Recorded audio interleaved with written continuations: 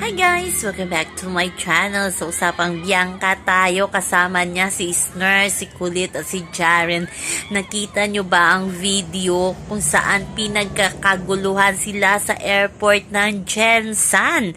So, kung kilala nyo talaga itong si Kulit taga Jensan, itong si Kulit Madelo, batch ni na Fiang Smith. Grabe din yung hype nila sa kanilang batch noon, diba?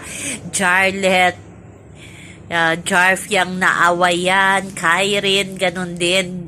Sa ngayon, si Bianca ang nagmana niyan. Grabe ngayon ang hype ni Bianca, Dasbia, Wilka, kaya ang saya na lang nilang tingnan na pinagkakaguluhan sila sa airport pa lang ng kanilang mga fans.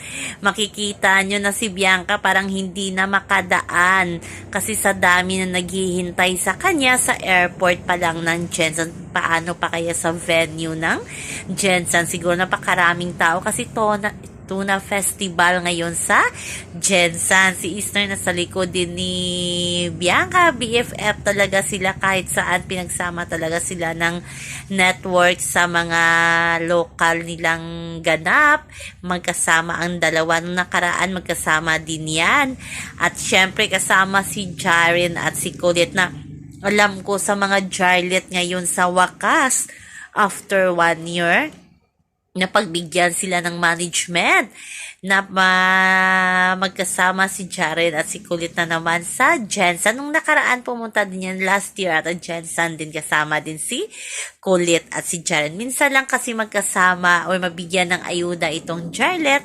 Kaya masaya sila. Di pa banda pa, may majorette pa na nag-welcome kay Kulit at kay Jaren sa Jensan Airport. So mamaya abangan natin ang ganap ni Bianca, Esner, Kulit at Jaren sa Jensan Tuna Festival. Alam ko sa mga fans dyan ng Jarlet, ng Dasbia, Wilka, ni Isner, ready na kayo. Marami na ngang regalo, mga bulaklak na binigay sa kanila sa airport pa lang. So yan lamang po guys ang ating update sa ngayon. Hanggang sa muli. Bye-bye. Ayan, love lang.